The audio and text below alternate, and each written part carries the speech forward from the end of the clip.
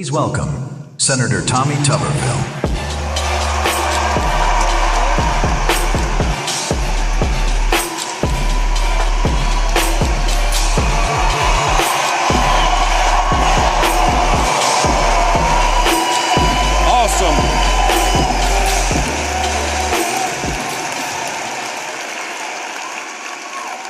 Awesome. Thank you very much.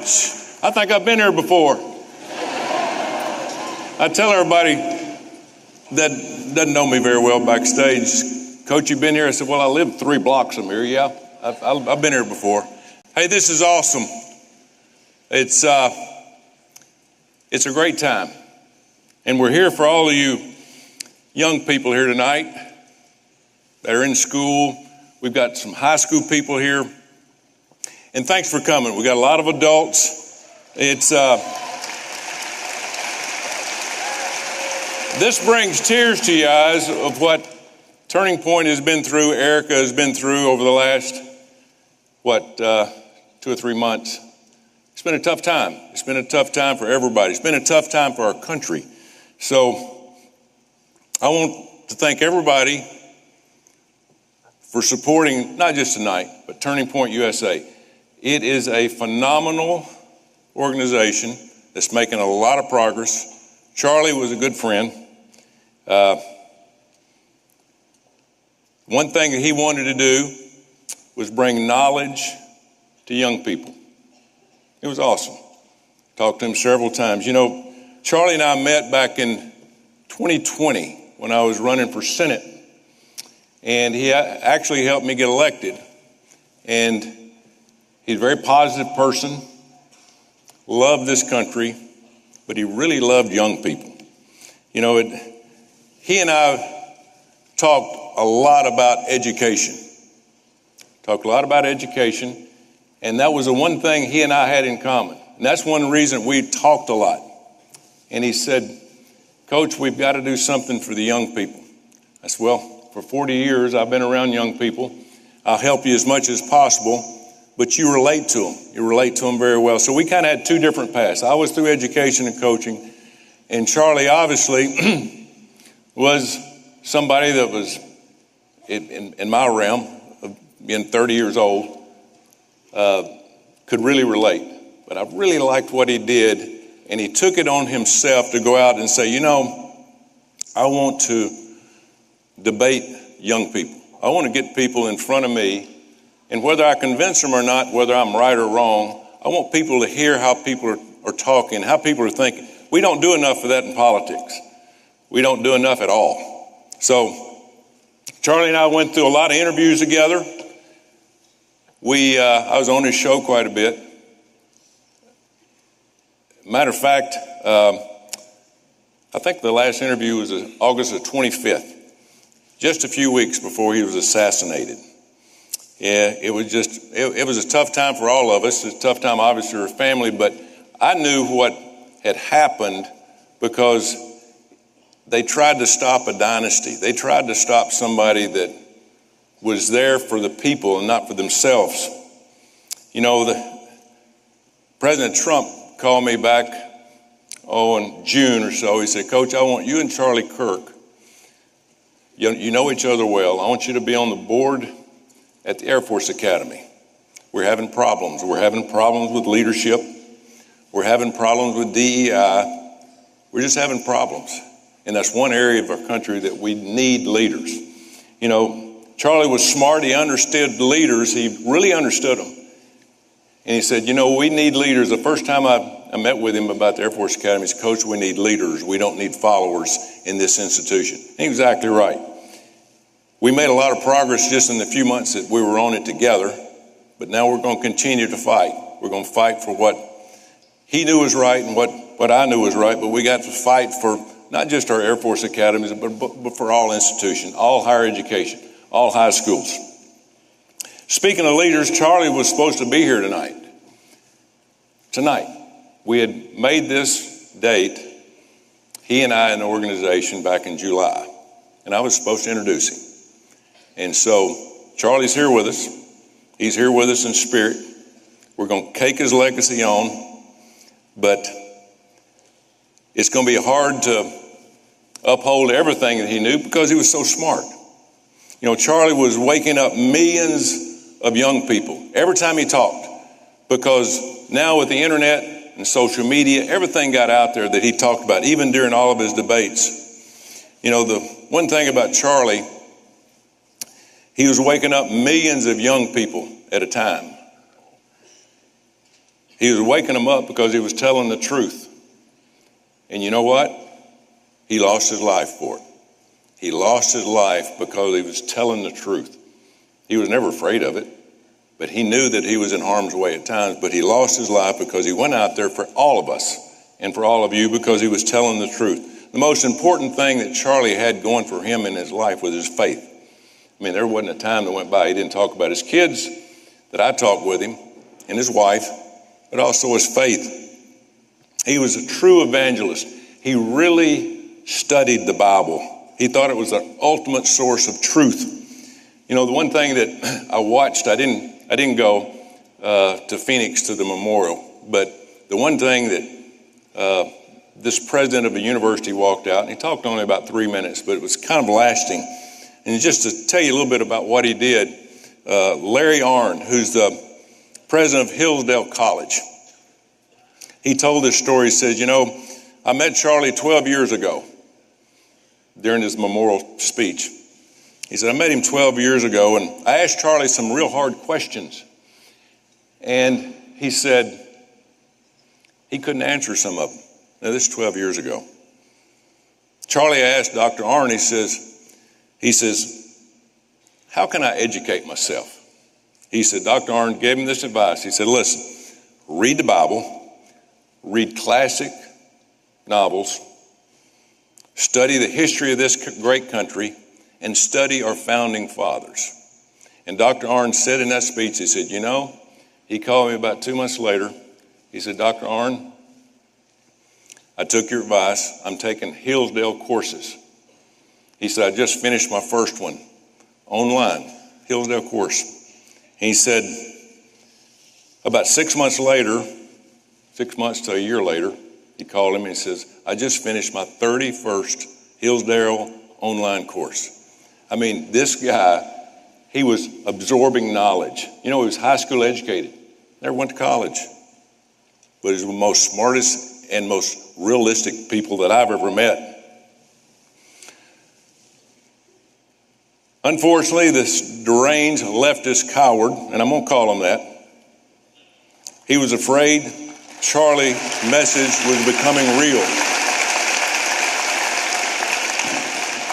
Charlie was waking up millions of people when they shot him. But the thing that happened, and I think as you see tonight, people woke up when this happened.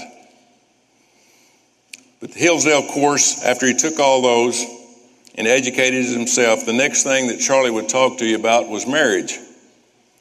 He talked to a lot of young people. If you ever watch his videos now, just make sure that you look at the three things he talks about. Marriage and family are the two most important after faith. He really loved his kids. And he would often tell people, he said, listen, if you're going to be happy in life, get married and have a family. That's what you're here for. The person you marry, he would say, is going to be the biggest decision of your life. Don't waste your time just dating around. Look for that one certain person, because that certain person is the most important decision, and it's going to make your life better, and it's going to make that person better that you're going to marry. You're going to have a long-lasting relationship. And he preached that. If faith is the foundation of this country, and he talked about faith a lot of times, family is a cornerstone of that. Children should be taught and take responsibility for their lives and be accountable. I've said this often when I was coaching. The only thing this country owes you, and Charlie would tell you this also because I kind of ingrained it in him, only thing this country owes you is an opportunity. Got the greatest country on the face of the earth, folks, the greatest country. But it didn't offer you a job. It doesn't offer you money. It offers you an opportunity to do the best that you possibly can do. But while you're working that job, and once you young people get out and you start working a job, just remember this one thing. Your work ethic, and you work very hard at it. You want to achieve something. You want to get better at whatever job you're doing. But as long as you're alive and you're working, also work on your personal development. Grow yourself. Grow yourself to Christ. Grow yourself to your family. Make yourself better every day. That success, if you're trying to be successful and trying to make money and do all those things, it will hinder you. Don't worry about all that. If you worry about personal development and work and do your work ethic, the success will find you. I promise you that. While you're in school, it's your job to better yourself. While you're working a job, it's your job to better yourself. The only person, Charlie would tell you this, the only person ultimately responsible for your success or your failure is you. Nobody else. Don't count on anybody else. You know, these are the lessons I learned from my parents, but unfortunately, parents are few and far between nowadays. It's unfortunate. That is killing our country, folks. A lot of people grow up with two parents. And I used to tell a lot of the groups I talk to this. If you're born in this country, you hit the lottery. Because this is the best country on the face of the earth, bar none, okay? If you were born in this country with two parents, you hit the lottery again, which is almost impossible. Thank you, parents. Now, when I coached, it didn't make any difference. Black, white, red, green, Catholics, Protestants, Jewish, atheists, it didn't make any difference. The kids I coached, it's unfortunately in this country now have one or no parent. And it's kept that, unfortunately, for years, and it's getting worse. We need to make that go the other direction. That was one of the things that Charlie was working on, is keeping people together. Children who grow up without a father in the home are twice as likely to suffer behavioral and mental health problems. Think about that. So, to the young men who are here tonight, please step up. Save our country. Kids need fathers at home. Your job is to run the household. Your job is to teach knowledge and truth to your kids. We need fathers in the homes.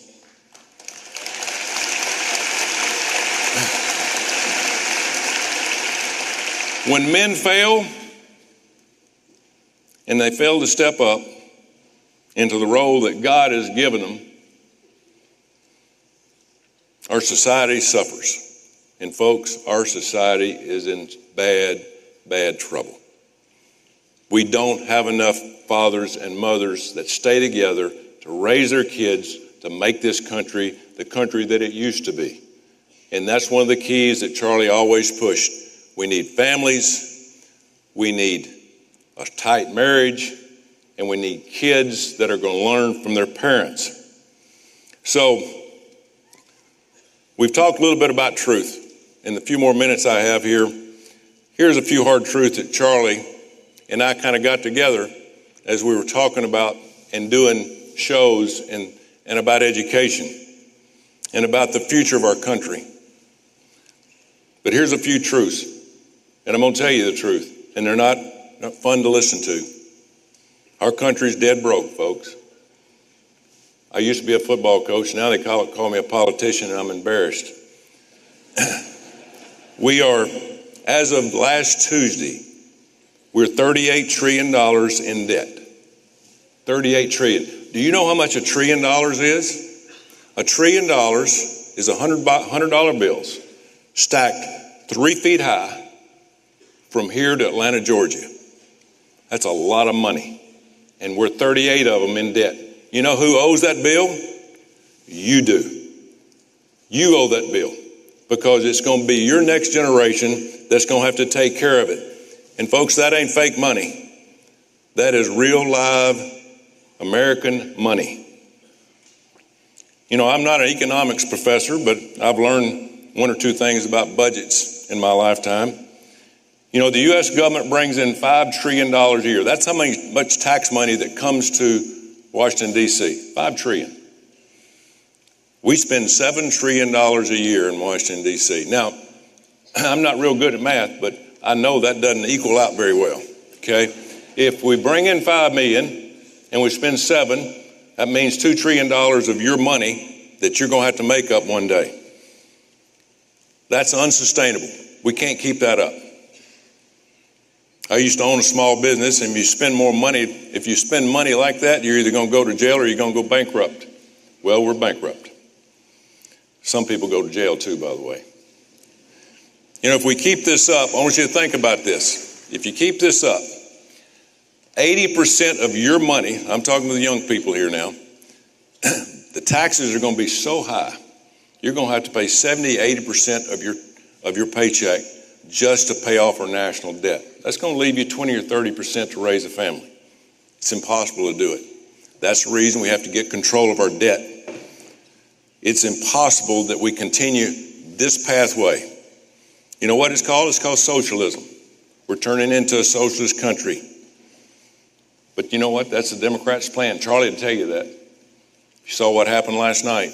We elected a mayor in New York City that is a pronounced and known socialist. I never thought I'd see it happen. But we're spending more and more money, and you know what? It's because the Democrats want to spend it. We're trying to cut back on the money. We're trying to help you young people sustain a budget for the future. But the Democrats could care less. They want to spend more and more money. I just don't understand it.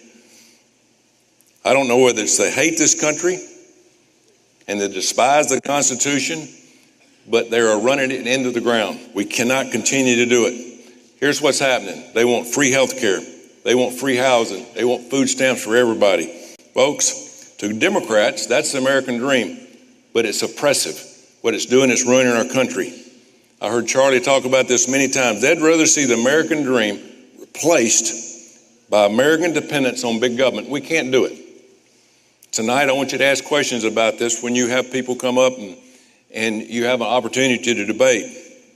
They'd rather see the American dream challenged and let big government take over this country, and we're not going to allow that to happen.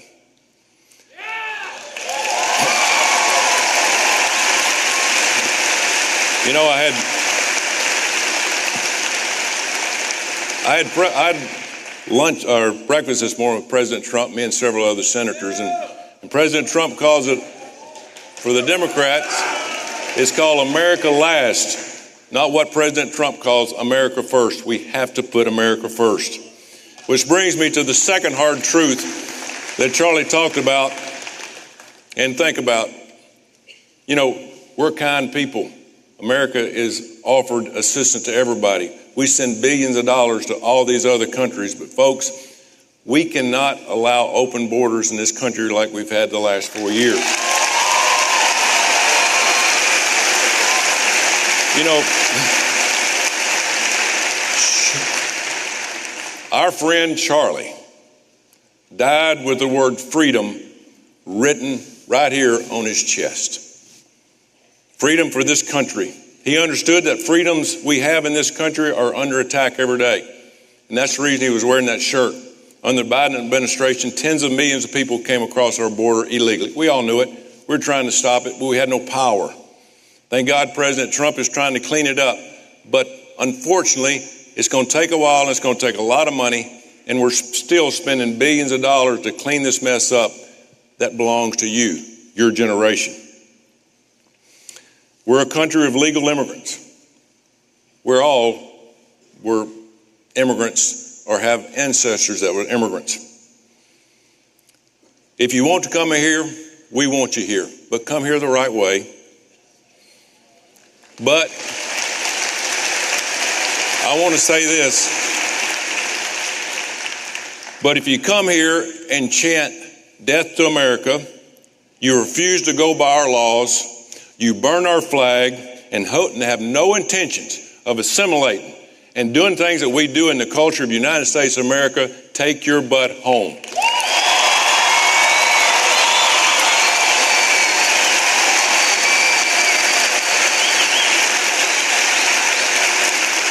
speaking of our third one on next hard truth that Charlie and I used to talk about was identity politics. You know, the past few years, racism has been allowed to fester in this country. It's called DEI. DEI is just discrimination under a different name. Okay? I'm for merit. When I went in Jordan-Hare Stadium, if I didn't play the best people that worked the hardest, that could perform as a team and win games, I'd get fired. But today, in this country, we're allowing DEI to overtake our institutions, our agencies, and it's absolutely ruining our country. It cannot continue to happen. When I had players, I had black, I had white, I had red, I had Catholics, Protestants, rich, poor, middle class. It didn't make any difference. But you know what? They played their tail off because they played as a team. They played and they knew if somebody made a mistake and somebody got on them from the other team, somebody had their back. Folks, that's what we got to have here. Somebody did something to one of our players, Charlie Kirk. We got to have his back. We got to have his back.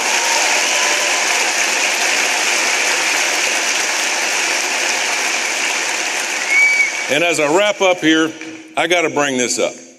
You know, some people are going to say something that might not like this. But folks, men are men and women are women.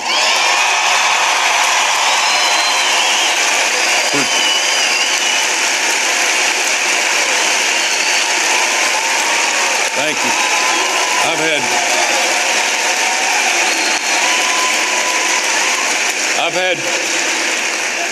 I've had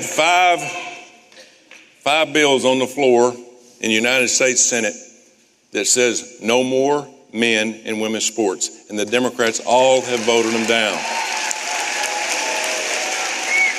God gave us a clear understanding. He created men and women with different strengths and different weaknesses. He never wanted them to be confrontational.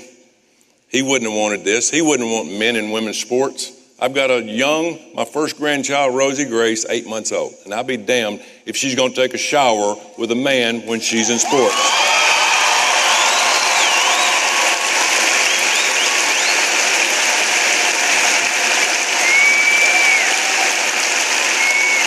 And one of the last things I want to talk about before we get on with the big program here is look at this culture war we're in. If you don't think we have a war going on, look at Europe, folks. Europe is gone. It's over. They've allowed immigration in our country, and these people aren't assimilating. They've opened their borders to millions of people. And we want immigration, but it needs to be legal here. But over there, they've absolutely opened their borders. They call it globalism. Crime is going through the roof. Their culture is at risk. And it's something different these people have ever seen. The other thing is in Africa, more than 100, and Charlie and I talked about this quite often, 100,000 Christians have been slaughtered and 18,000 churches have been burned in Africa. In Nigeria, 67,000 Christians have been murdered since 2000 by radical Islamists. So the bottom line is that Christianity is under attack, and we've got to stop it.